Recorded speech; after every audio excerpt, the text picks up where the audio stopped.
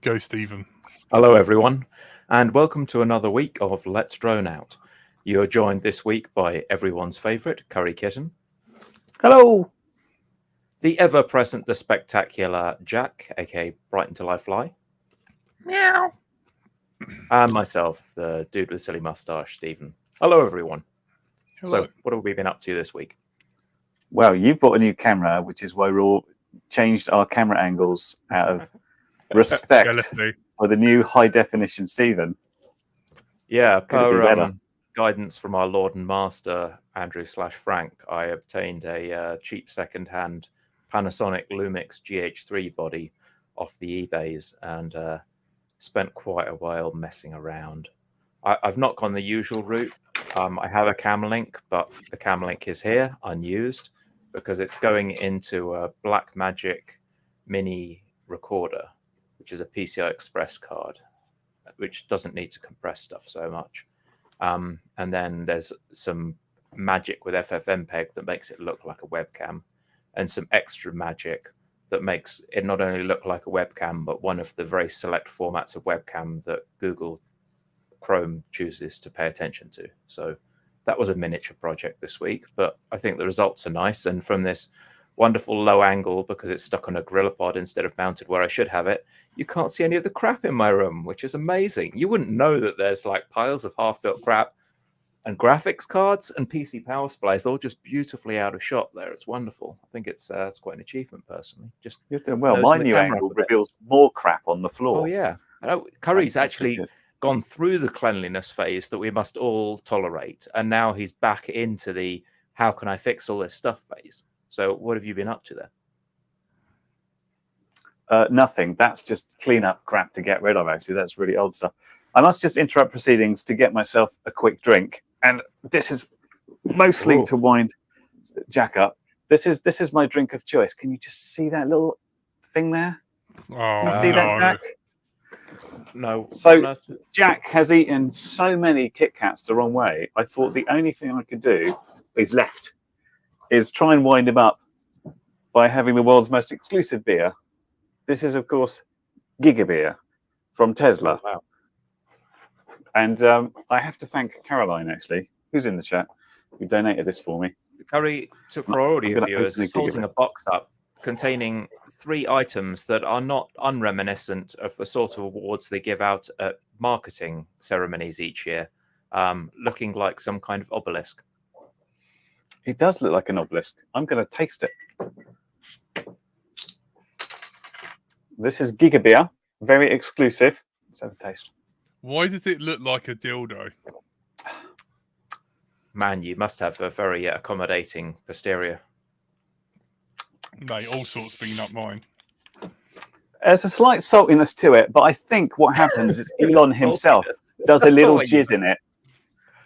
And Sorry. that's why it's so exclusive. Oh, right. Okay. Yeah. It's all the sweat and the tears that go into it that would probably give it a salty characteristic. Yes. Giga Yes, beer, what like Caroline is saying is it's supposed to look like the Cybertruck. These were the exclusive things made when they built the Gigafactory in Germany. And the idea is they've get a That does complete sound body. like a lot of old tosh. The more you say It's- it, the less I'm taking this seriously. It's I'm a afraid. Gigatruck. It's very bizarre. It tastes like beer. But salty beer. That was my joke about the Elon Musk juice, but there you go. Okay. All right. It's not bad.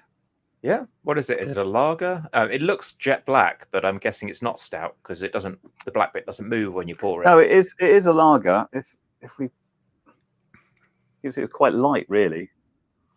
You can see. Oh that. yeah. Yeah. It is a bit wee coloured, but it is beer after all. Oh. So there you go, Jack. Exclusive Tesla beer. Not for you because you don't like Teslas. Nice. I'm enjoying an old fashioned myself. Yeah, simple. you will receive a photo from me, and you're not going to like it. I've made my old fashioned with mead out of That's for a bit. that's Odd quite drink. frightening. Mm. I've had photos from Yeah. Jack before. I had to unsubscribe from the Jack's his photos. Yeah, I imagine you're anxiously seeing if there's going to be any on-device scanning of your iPhone after that photo. Yeah. Check the news. Um, and I was going to say that Curry was very helpful and corrected me for being both stupid and wrong last week. Hands up for my error here, because I assumed that Unity wouldn't do anything that was quite as stupid and developer hostile as they in fact have done.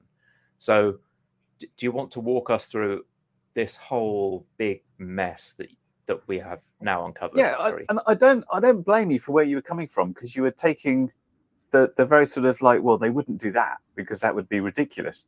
But they were absolutely ridiculous. What Unity, the game engine, attempted to do was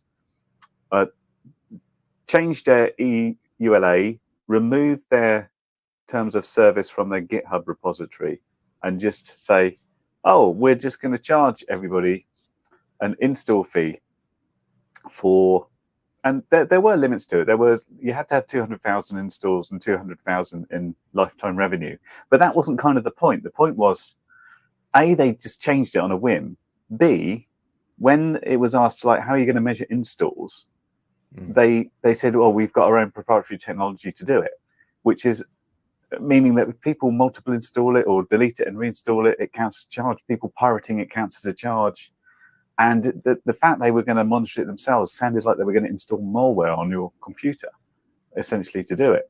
Yeah. So I don't know if you've been looking at the fallout from it, but some major developers have just been like, no, we're not doing this anymore.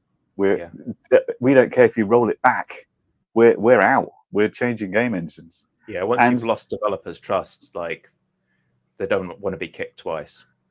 Yeah, I mean, the CEO multi-year projects, can't it? Like, if someone was about to ship a game, the new license terms have completely changed their possibilities of how much revenue they can earn from that game, the ease of longevity of the code. It's just thrown everything up in the air, and it's shown Unity to be someone that, when they say they're going to do something in 2022, you can't trust them to follow through on that in 2023, because they have in the past stated that they wouldn't do what they've just gone and done.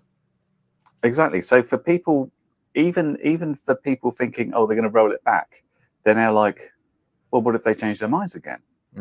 And they're doing it retroactively. So you clearly said, like, oh, well, they're not going to do it on the version you've got because this is like a new license. So they're saying, if you released a game 5 years ago using the engine and it now generates this many sales, which many things do. There's many sort of old things that are still generating a lot of installs and stuff. They want to charge you for that. Yeah. The latest leaked news to Bloomberg is they're going to roll it back and say, we're just going to charge a 4% flat royalty on sales beyond $1 million. And developers are going to self-report that. But at this point, so many people have left that it's... And what's the motivation, right? You struggled quite a lot, I think, with input and other things. And we look at Unreal. It seems every year there's another glorious tech demo that comes out running on kind of constrained hardware on consoles that achieves some quite stellar performance. And Unity, a lot of Unity projects are the type of I've got 2 minutes waiting for a bus type mobile games. They're not really... They're not hitting the heights that Unreal has. No, there's no AAA titles. There's some very big titles, very popular ones that have been released using the engine, but they're not at the cutting edge. The reason I used it initially because I was on my older computer, and when I tried to run Unreal, it just no. And so Unity was it. But Unity is very good at cross-platform development. So I could literally take all the code and assets that I developed on the Mac and just said, now make it for Windows, now make it for Linux, and with quite a lot of tweaking, in fact, for Android and iOS. And that works. I was very excited to see the Linux version. I was like, oh, wow. And it pretty much just ran. I think we hit like a corner case where some of the fancy renderers didn't work, but that was fixed fairly quickly, wasn't it? So where Unreal is fantastic as the high-tech stuff, it's not so good at cross-platform because it wants to mostly sort of compile native stuff, which means you're sort of, oh, I have to go get myself a Windows PC to make this, or a Unix or Linux to do something. And they're really good technology, like nanite rendering, is only available. They built it to DirectX 12 essentially. So you want it on Vulkan, you need it on Metal, you even need it on OpenGL to be perfectly cross-platform. So that's why I've held back not doing anything on it. I wanted Nanite for Mac, so I could be truly cross-platform on it, but it's not at the moment. Well, is there something like DXVK you can target? Because I'm playing a lot of DX12 games on Linux, and there's a translation layer that just bungs it all into Vulkan called DXVK that Valve, the people who run Steam, have kind of sponsored and made sure is fit for purpose. And that's what's enabling the Steam Deck, for example. Because the Steam Deck's a little Linux handheld, and it does that so it doesn't have to pay a Windows license fee. It doesn't have the privacy problems of Windows, doesn't have the driver problems of Windows. But it does have to, emulate all the games so that it can't run DirectX. It's got to convert things to Vulkan, and it manages to do it on a pretty basic CPU. Oh, I could take a look at that. The only other thing with Unreal, it's not particularly lightweight. So whereas my sim ran on like old potato PCs, I think moving to Unreal makes it more of a problem. The current plan on the sim is like, I started this race stuff, which I will finish off on Unity and release, and I think that'll probably be it. The next project is trying to be a more general game that I want to make, which is going to be in 2D, which again Unreal doesn't do particularly well. So that's probably going to be on Godot or Godot, however you want to pronounce it. And then if I do something else in 3D, then that'll go over to Unreal. Yeah, I was wondering, in terms of performance, how much of that is the engine itself and how much of it is the availability of these, Nanite and other fantastic terrain tools, which you could use, but maybe you don't have to use if you just want to create a city that is a bunch of like square buildings with textures painted on them.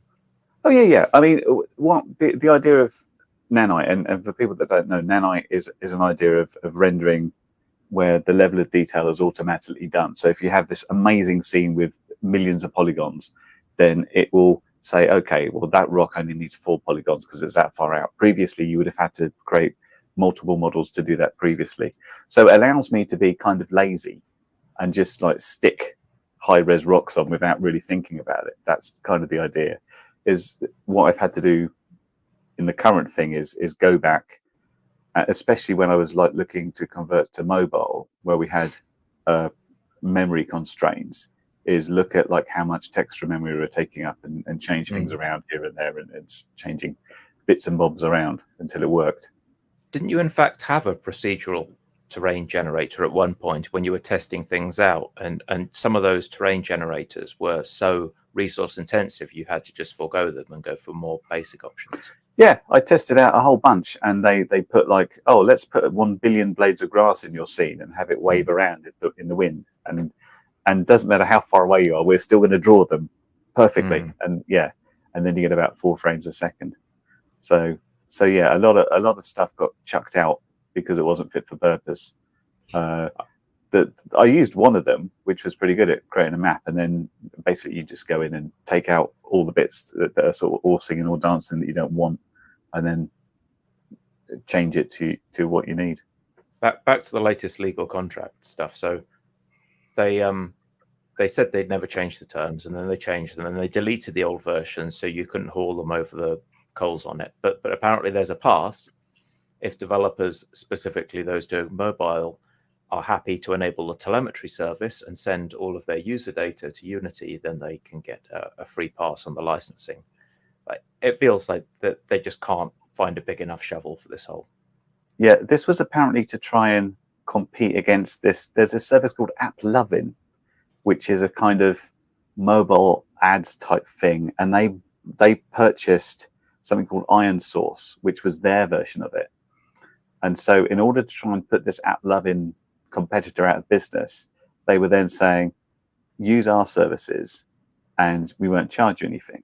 And of course, developers weren't having any of this. So some of the biggest mobile developers out there decided what they would do is just turn off all ads that went through Unity services to really hurt them, because that's where they make their actual money, on ads. So yeah, it's been an absolute garbage fire for Unity. I found out that the CEO of Unity used to be CEO of EA, which will say a lot for some people. Apparently, he had the idea that during a game, it's people playing like Call of Duty or something, one of their games. If they were like the reload midway, yeah, the reload, the midway through the game, and they need to reload, let's charge them $1 as a microtransaction for the reload. That was his idea. So you can just see where this monetization thing comes What in. an absolute insert your expletive of choice. I mean, an absolute and total one. Wow. It's not good. What a I scumbag. forgot about that. I forgot about the... It's amazing, isn't it? That's EA So- through and through, though, isn't it? Like, they just keep themselves alive by repeating massive franchises that are guaranteed to sell to, you know, gamers who are not particularly discerning, you know, the big kind of basketball or football franchises, and they just get so much money from those.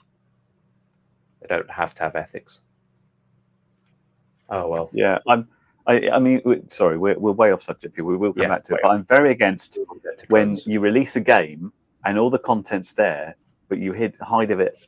You've hidden part of it through a paywall. So it's like, oh, sorry, did you want to use this gun? That's going to cost you, or this gun. It's already there. It's not like it's DLC. It's just like, oh, you would charge you extra for it. One second. Anyway. I will be back. Okay. Drone stuff, everybody. Well, it's not been the week for it, has it, Jack? What have you been up to? No. Surviving the weather. Just fighting it all the way. But we have got fantastic RC news, though. We have got good news. Gooder. Let's hear it. You ready? Go Hobby on, King are back in the UK. Oh, did you see the logo as well? It showed a forklift truck lifting a large shipping container, and I was wondering, like, are they back to pick up their dangerous, flammable old lipo container? I thought me and Curry would be up for it. Unfortunately, hang on, I can share my screen. I don't know whether they actually. Do you have the graphic of Hobby King back in the UK? Because there was one where they were just holding, you see, they're holding a massive shipping container in the front page. And it just made me think of that container story that you were telling us. Is it? I mean, and I heard about it. I wasn't sure if it was good news or not, quite honestly. Unless we get to steal their car again, that would be quite good. Bargain bin, mate. That is gone. It has got to. You can buy some guns. Realistic guns, Turnigy stuff. That's the bargain bin. I'm looking for. I don't know the blog. It's all the there we bargain go. bin with Hobby King, though, isn't it? It's like that's their shtick. There you go. They're lifting the. We're back. 20% off. That's the EU warehouse. I can't think of where the. Where it is. Let me there, but that's about it, I think. I think that's all anyone ever did. There's a wild NDRC out there. They are coming back. They were at Old Warden at the weekend, and most stuff is out of stock at the moment. So same old Hobby King then. Yeah. I guess they're good for planes if you're into dodgy servos.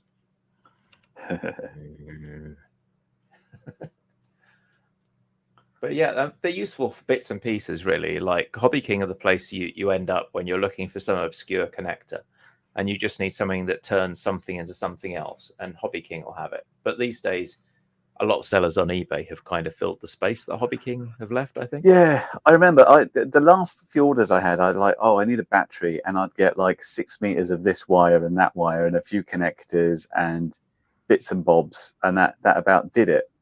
But yeah, as you say, eBay, it's just like any grade wire, any color, any length now as well, and usually free shipping.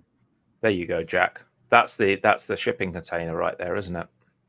Yeah. The notorious dodgy lipo shipping container containing all the packs that were returned because they weren't up to scratch. Was it Curry? Was it you with the video of like us going through it?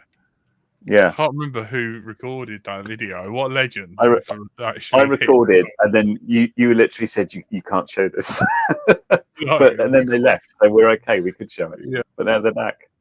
And then we were like stealing like their bloody like Land Rover. Yeah, we just borrowed it a bit, brought it back. Well, maybe don't you should know. reach out to your contacts and see what's up. Hey, Andy, how you doing, man? Hey, Andy. Let us know if you want to swing by and say hello. I don't know why they gave us the car, apart from you asking cheekily, which normally just gets a no.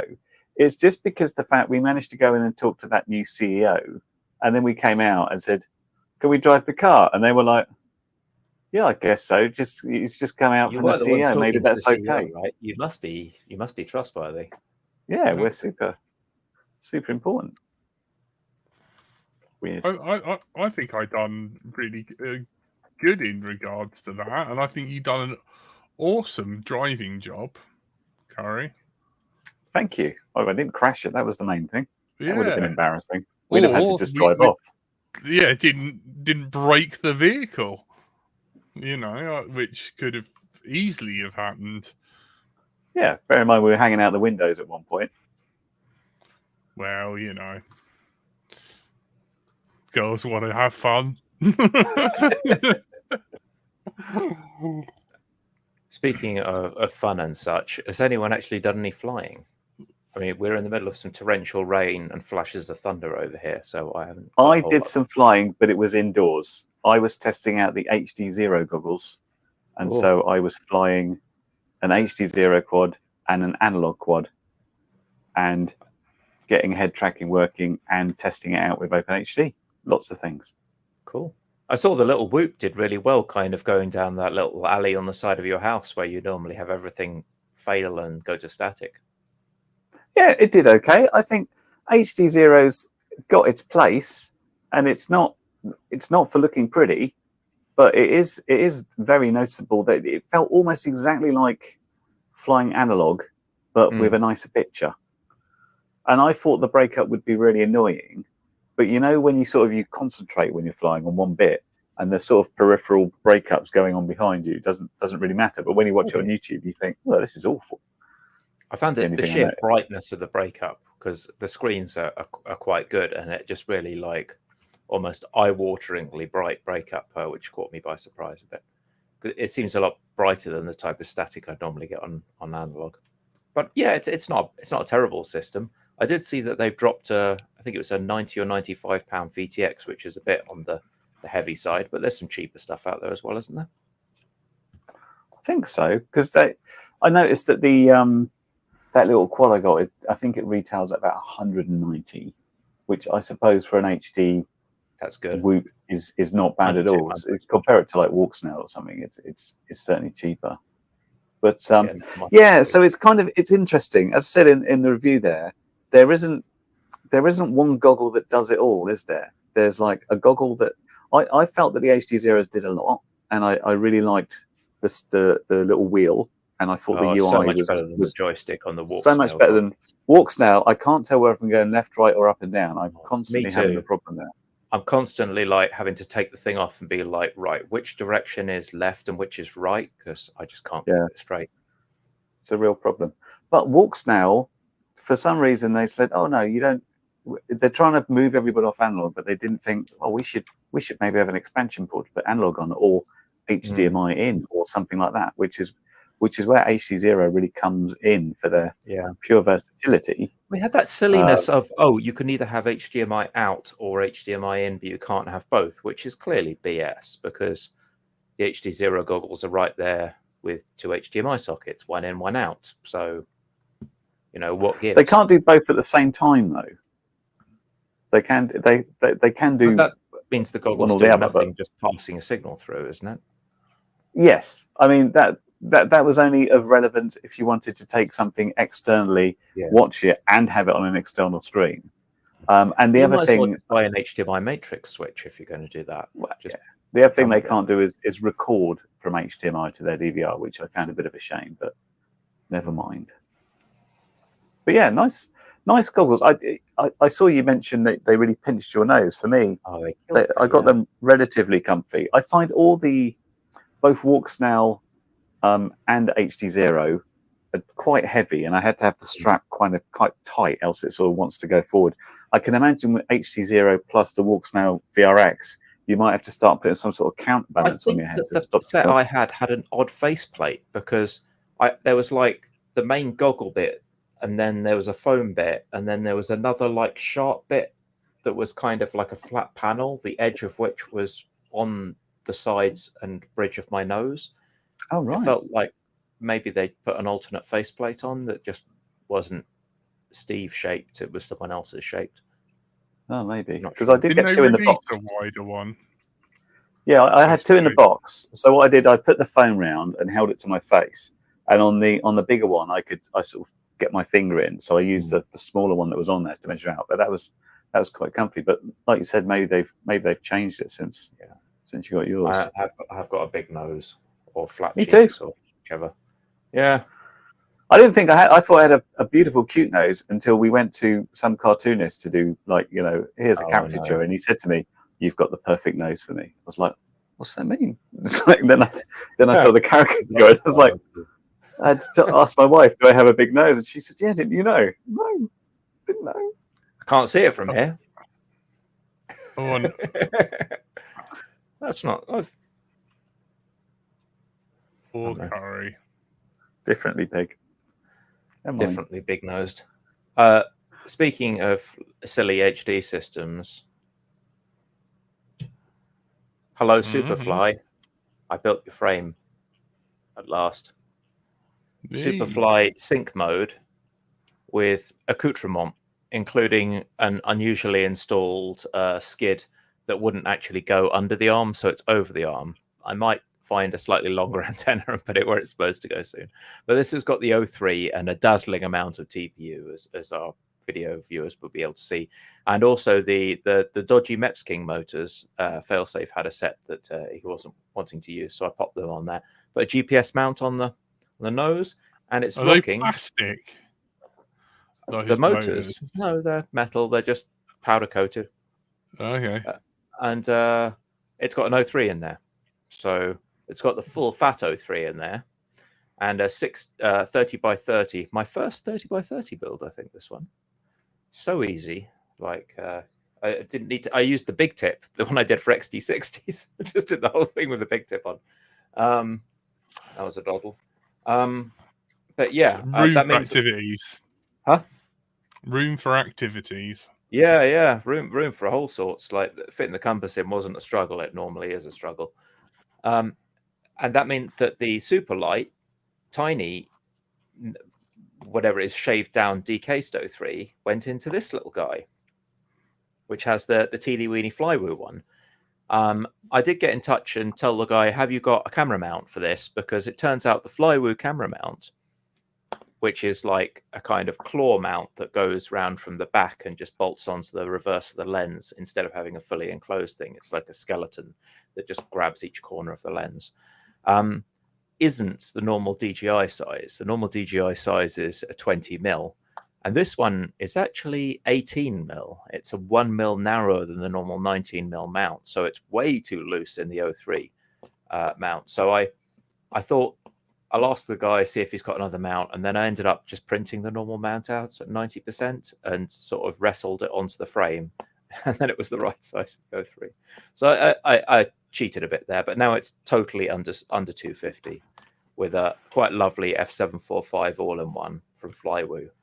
And the Flywoo naked air unit, it's got I didn't even have to go down to the crappy little dipoles. I've got the regular antenna in there, so I could drop maybe 2 grams if I went down to dipoles. I didn't think I could quite drop enough to get a GPS on there. That's my only gripe. I would have liked to get a GPS on there, but that would probably mean using rubber bands instead of a battery strap and going for crappy dipoles. And I was just like, oh, never mind. I'll just keep it like a decent one with all the features. I've still got 1505 here as well, which is quite nice. 1505 in the O3, so it's got a little bit of oomph to get out of trouble. Yeah, lovely little bird. I was flying it quite a bit, and I've gone down from my optimistic 35-degree camera angle to 20 degrees after realizing that filming smooth cinematic footage while ripping balls wasn't necessarily easy to do, and it would probably be better if I just flattened it a bit. But yeah, a couple of little builds. I'm looking forward to it not raining and getting them out.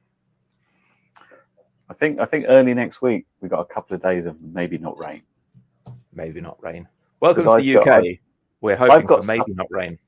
Piling up now. I've got my Chimera 7 I want to retest with my big batteries, and I've got for the HD0 test I set up head tracking on my Mini Talon, which I've got a new Express LRS receiver on there, the 14-channel one, where I'm mixing S-Bus and PWM for funds, which I can test out. I still got the Bixler to fly, loads of stuff.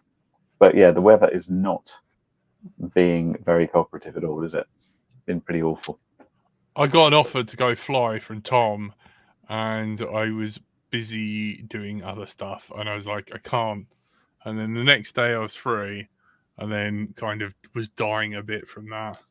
And then, you know, I was like, oh, just like ships in the night, missing, keep missing out. Ooh, yes, I know. We got a little comment from Andy there, by the way. I saw this as well on the Caddx Facebook page.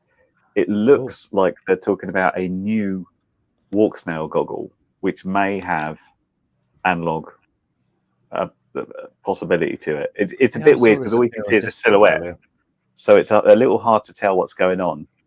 But maybe. Have you got a link? Okay, the let's have a look. I think Stephen's on it. Is he on it?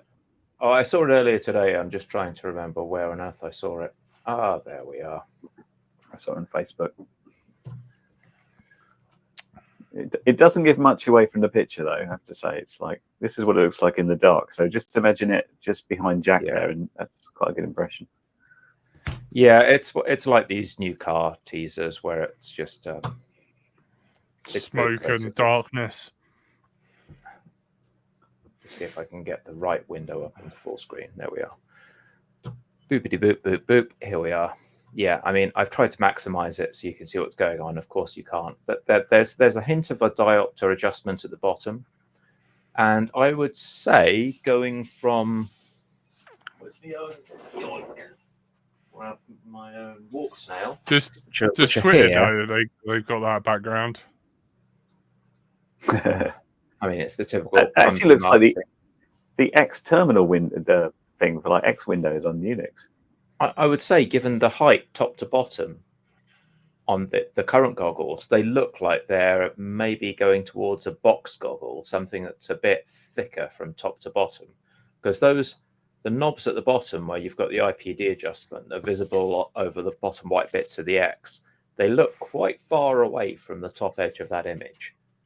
Unless they've got it at a weird angle. Sorry. So it might be something a bit chunkier. Or maybe the special edition is they light up like Daft Punk. A bit like the big announcement from Radio Master was a boxer, but it's transparent. Yeah.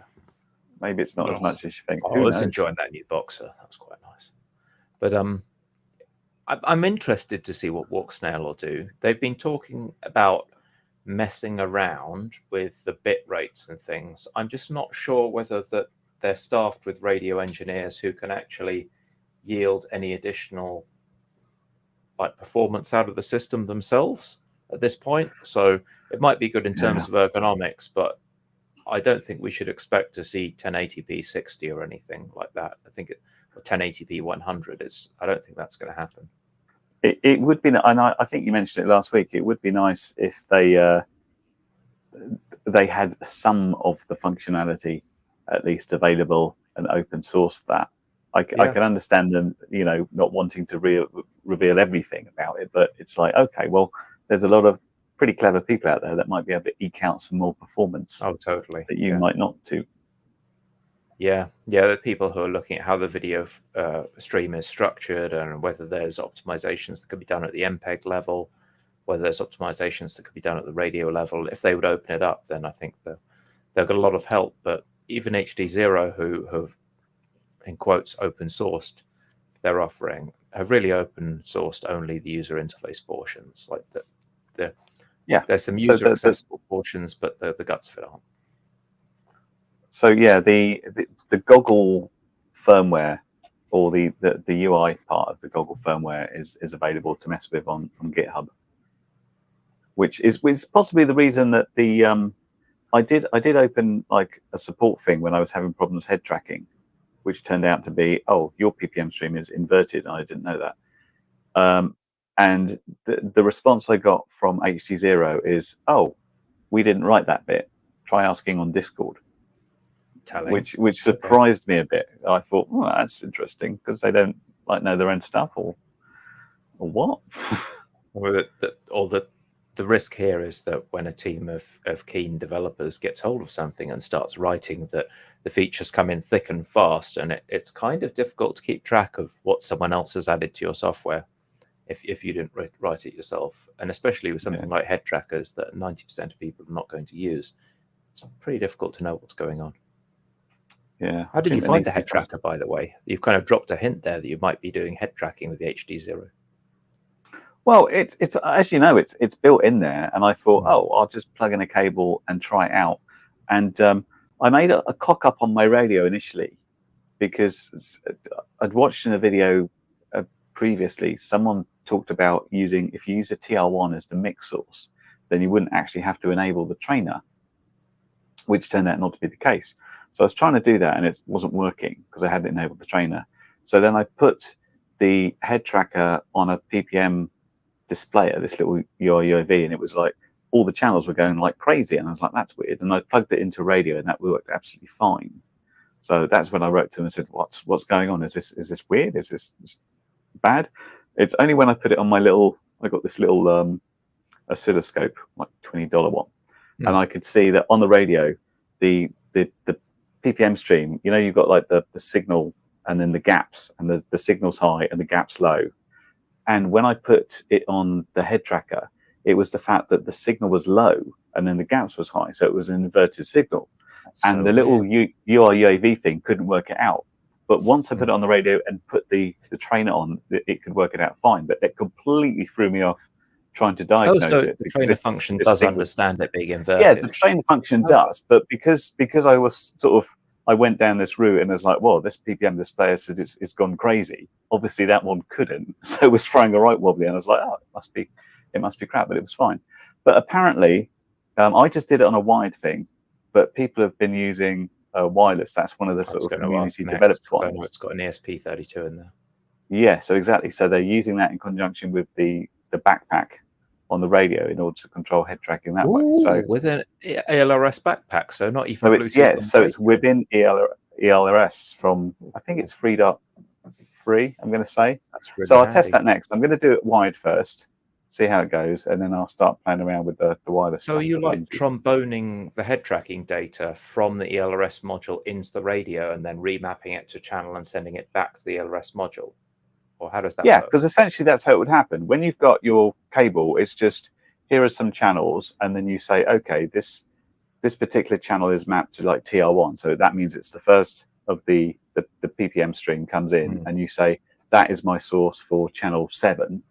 And then you do this, and that then sends that to the camera. So you're just basically doing the same thing, but instead of going through the cable and into the mix, is going into the ELRS backpack. And there's apparently there's a does it go straight from the backpack to the TX, or does it go backpack into radio through the mixer and then out to the TX? No, backpack to radio into mixer. I think presumably into mixer, and then out. So much the same way, just cutting the cable out. But I think you set it up in the Lua to say, I'm using head tracking. These are my channels, and do it that way. Fascinating. Because that's the answers from the Discord when I asked them, rather than saying, oh, if you tried, you're doing it wrong, is like, do wireless. It works all right. I was like, oh, I want this to work first. The problem with HT and HD0 goggles, Andy says, is you can't change the gains individually. And that's just what I was trying to get at by asking, does it dumbly pass them from the backpack straight out of the LRS module? But from what Curry's just said, it sounds like they're actually visible to EdgeTX as mixer inputs. So that means that EdgeTX should be able to go, oh, right, yeah, I'll just up the gain on this channel and give you a bit more of left and right and a bit less of up and down, or whatever it is you need, right? Yeah, you've got a proportional thing to say how much of a percentage you want. But what you don't have, I did notice, is like a reset button. So on on Fat Sharks, if you're using, I don't have a Trinity, but there's a button, and if you press it, I think that resets it. So if it goes out, and you're like sort of, oh, I can't get it back, trying to turn all the way around. I mean, I've got all mine on a switch anyway, so it's like I flick a switch and I'm back on like pots or sliders, and then I flick a switch and I'm back on head tracking. But you can obviously go in and recenter it. You've got an emergency rescue in case it goes haywire. You can just go center. Yeah. Cool. Pretty much. What do you want to do the head tracking on? What sort of planes do you have set up for that? So the Bixler that was behind me has a pan tilt, and I always used to use my Tyrannus with the side sliders. My mini Talon that I'm trying to get back in the air again because it's an old legacy Eagle Tree Vector on there. So I've just connected that to this 14-channel beta FPV receiver, which is interesting because it mixes S-Bus and individual PWM channels. That's just got a pan on it, so that's been set up as well. So I'll be able to try those both out. I've never used it before. Generally speaking, when I've had the slider, it's like, look at the wing. Ooh, look at wing. Go back to the center. Or where's my friend? He's around it. I've lost him. Sort of thing like that. But doing this now it's going to be like looking around like this. Bit freer. It's going to be interesting because I think you kind of learn pretty quickly to keep your head still when you do an FPV. And if I've watched myself back, and it's kind of, it's like you're having a stroke or something. You just like go sideways, and maybe there's a little bit of shuffling. But now it'd be like sort of Stevie Wonder type ways of FPVing. So really interesting. I wonder how the lag would feel. That's the one thing I've never figured out with head tracking. Like how much lag there is between the input and the servo affecting the change, and does it feel kind of weird? It's pretty quick. Servo's pretty quick, so I can put the slider all the way down and it will vroom, vroom.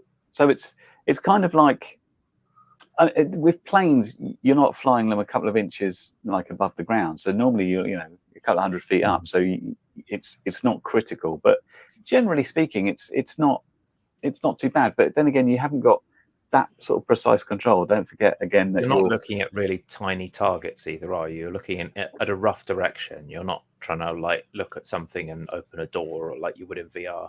Or I mean, it's always interesting when we were doing chase flights, and the most interesting shot you can get is like when my friend comes up and he's on next to me, and I can look across and I can see my wing and him just sort of above, just sort of trying to hold position there, and just trying to keep that is really intense. But so it's really immersive. It should be. Yeah, hopefully we'll see. Fingers crossed for next week. Another shout out to Richard Warwick. Yeah, that is actually the reason I started watching LDO as well. That NDRC mentioned it on his channel, and look where we are now. Thanks, Andy. Andy is the best. I've got I don't know whether Andy, let me know if you mind me sharing this, but I've got a lovely picture of Andy eating hot dogs somewhere. I thought that was your private wank bank thing. Yep. I've got a lovely animated GIF of us standing in front of FPV Drone Fest last year, looking cool, and then like a slideshow animation of Jack starting to hump Andy. That happens quite a lot. This is why Andy's not here. He's been sexually abused too much. He's a good sport. Well done, Andy. Hang in there, dude. I'm sorry. I can't find the picture. Well, that's what you say now, eh? Oh, we've got some comments coming from users on Twitch. That's a bit odd. Ooh. Yeah. That's a new one. Hello, Failsafe. What do you reckon of my attempts at emulating your camera prowess? I'm a bit of a noob, but I'm seeing what I can do. You wouldn't leave him alone, would you, Jack? That was the problem. I know. I am very fond of Andy.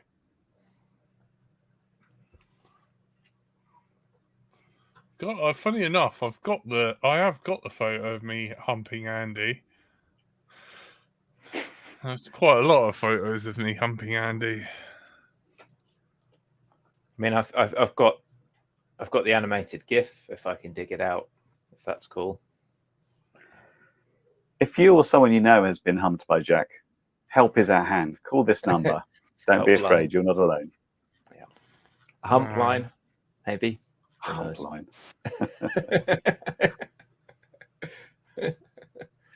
Just always so pleased to see him. Yeah. I'll be back. Yeah, I thought Jack would always said about doing odd bits and pieces when people have their goggles on. So I decided to goose him and say boo when he was flying once. He didn't like it. Really didn't like it. Who, Jack? Yeah. Randy. Serves him right. Jack. Yeah. It's only fair. So when do you think we're going to be able to get out flying again? It looks. I always check like the BBC forecast for my area, and that's how I knew like the entire week was a write-off. But Monday and Tuesday don't have it raining. It says gentle breeze and the little sunshine thing is out with perhaps a shadow, which is good enough for me. And the wind will decide whether I'm going to fly multi-rotor or fixed wing. Because the only problem with fixed wing is you have to land it again, and at the moment that could mean just like all this mud going as we come back down. Like a bit of a liability. For our audio viewers, I apologise. For everyone else, got a little something to show from FPV Drone Fest. Oh, that's this is what Andy has to put up with. Well done, Andy. Well done. Yeah, that's that. It didn't show up for me at all. Really? No. Did anybody else see it? I just saw the little symbol. Oh, it didn't load for you. Let me try and reconnect that to the screen. I can't tell on this end. It just looks like everything worked perfectly. Sylvie. Let's see what happens this time. Right, sharing. Thinky. It says it's connected here. I've got the little symbol, and come on, StreamYard. You can do it, boy. You can do it. Got the little symbol again. Oh, it loaded for Andy. Oh, there we go. Oh, yeah, now I see it. There we are, in all glory. There's Cole and everyone. We're all at the event, and yeah, congratulations on another successful year, guys. Hope to make it next year. Well done. I see what you mean. Caroline's saying you'd think Jack would have learned how to wear trousers by now. He's like some rapper, where it's halfway down his bum there. Kids today, Kerry. Terrible. So you're going to go out and try fly those two little quads you've just built. So I've got the O3 thing set up.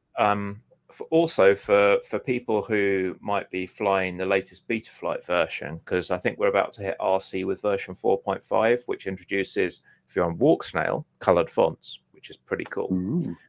The WTFOS guys will be doing colored fonts in the future. Right now, if you are using Betaflight 4.5 and you are using WTFOS, update your goggles. Update your goggles to get the latest MSP OSD package. Because otherwise, it'll try and paint your warnings in red, but it ain't got a red font. And on older versions, when it doesn't have a red font, it doesn't show you anything. So update the goggles on WTFOS if you're flying Betaflight 4.5, and then all your warnings and things will come up as normal. Otherwise, when it thinks it's drawing red, you're going to see nothing. If you do the update, when it draws red, you just get white, which is what you want. So little bit of advice there. But yeah, so far so good over here. I'll take these out and have a bit of a gun around with O3. I'm still getting used to the O3. It's an interesting system. It's not perfect. Just because it's a pricey system, I don't think that means it does everything right. There's still some very strange business when you do like slow pans. The quad movement comes out smooth in the recorded video, but through the goggles, you will quite often see a stuttering. And I can't tell what's going on there. The picture is really nicely done. I mean, you can't complain with the camera modules in these. They're genuinely cinematic. Means it's a little bit hard going from bright to dark, as I mentioned before, but they're pretty good. But there is a bit of an odd stutter, which makes me feel perhaps when people talk about disconnected, I didn't feel it with the old DJI system. I think I feel it more with the O3 than I did with the old one, which I wasn't expecting at all. But yeah, I'll give it a shot, see how it works out. Interesting. I heard last week you were talking about you still had some. You loved the fact it was very cinematic, but because it was very cinematic, it didn't handle light to dark or dark to light very well. Right. I was flying somewhere where there's a big tree canopy area. They had a little fire pit down next to where we were staying, and there were some trees over that, and where we were hiding away from the sun when it was really stinking hot last week. And so I was sitting down there, flying from there, and then going out from under the tree canopy into the bright, and there was several seconds of complete sun dazzle, and this happened again and again. And I did the same flying on Walk Snail, and on Walk Snail it was very much just like a snap. You see the white, there's a bit of a flash, and then it dials it down. Whereas with O3, it was like those slow cinematic walking out into the sunlight scenes you might see in movies where a character opens the door and walks out, and there's a boom, big blinding light, and then as they move out, it slowly fades down, and that's what you get. And it's wonderfully cinematic. But when you're flying, you have a poopers come out moment for several seconds when you're just like, am I going to hit something? Am I going to get caught in the grass? Where is the grass? Where is everything? And that was disarming and a little bit problematic, but you can't argue with the footage it records afterwards. It looks great, so long as you've got lots of light. If you go into really dark places, it's a little tricky. Though I have found that if you enable this, there's like a 10-bit option that they name something else, like a ProRes option, that basically gives you more detail in the shadows than the default settings do. And some people have said that makes it even harder to fly, but it does really make the footage look a lot better. So if you can fly with the 10-bit stuff, that's better. Unfortunately, the file sizes are ginormous. Like, genuinely struggle to play them back. And I managed to somehow break hardware acceleration. So now I can't play back my DJI DVR here. It's just noping on me. Jeez. I suppose like I got a lot of whingy comments from the HD0 video, because I talked about perhaps the reason you might use them over something else was latency is very low and it's fixed. And then I got a load of complaints saying, I fly DJI and the latency isn't a problem. It's like, it's not a problem because you get used to what you use and you get to know what you can and can't do. But it's a bit like when I flew S-Bus, there was nothing wrong with it. It felt brilliantly. And then I had the same quad and I had Crossfire on it, which I managed to switch over within 2 minutes and fly again. And it was like, oh, this feels completely different. There was nothing wrong with it previously, but now it feels faster. It's kind of like that. But you get used to what you can do and what you can't do. And when you fly something like that all the time, it becomes like the new normal, doesn't it?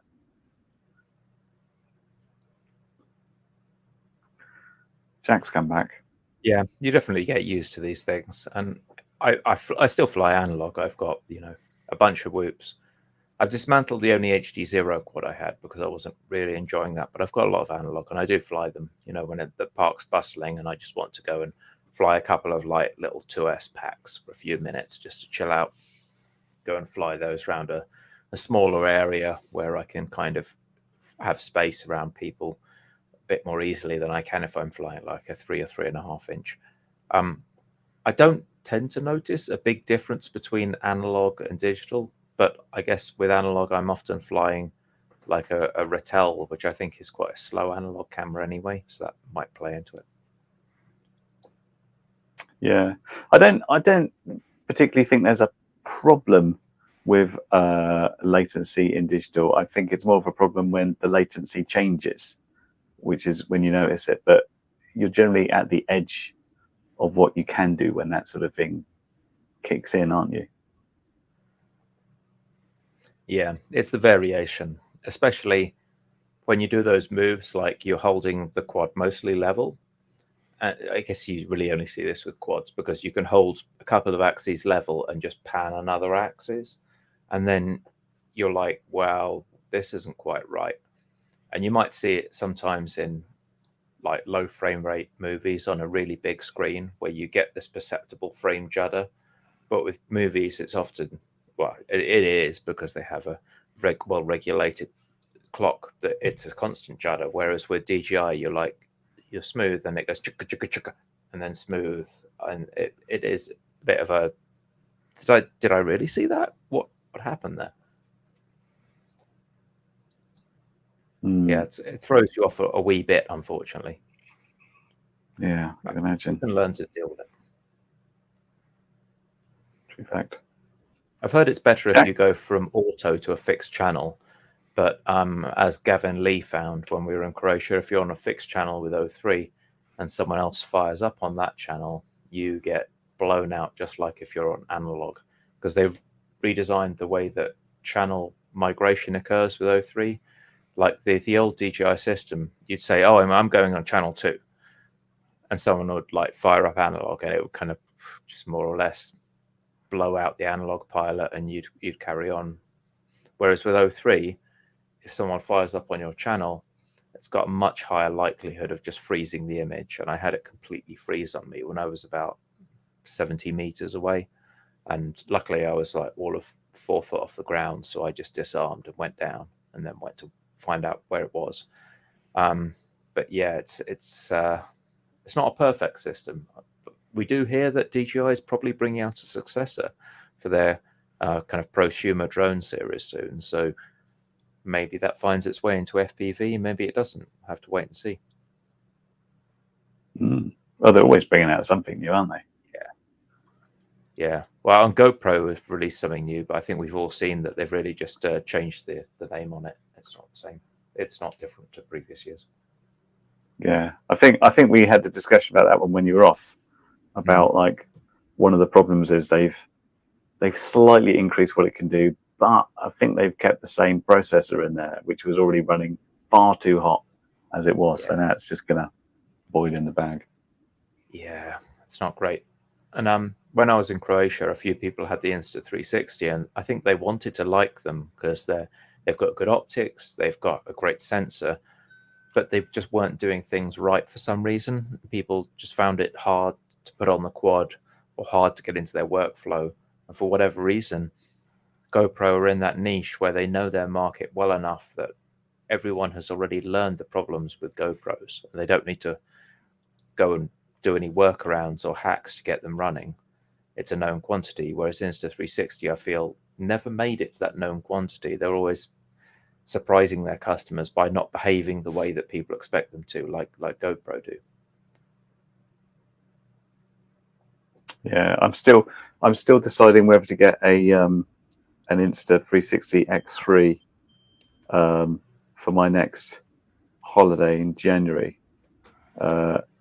on the basis that when I go snorkeling and point it at a fish, if the fish goes behind me or something, maybe it'll work. But it hasn't quite got the niceness of what a GoPro can do there. But at the same time, you don't have to get it perfectly lined up at the same time, and it's less likely to just suddenly go beep beep beep underwater and stop where I can't sort it out properly. Should we call it there, guys? I think we've done our quota. Done our quota. Done our quota. Well, I was going to say it's lovely to see everyone, but yeah, if it's quota time, then that's quota time. God, here we are. Yeah, I can't. Yeah, I'm also on. Hello. I'm also on the Thursday night show tonight.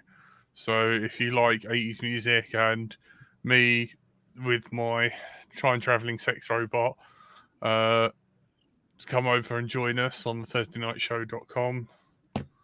I'm playing from 12 till 1, I think.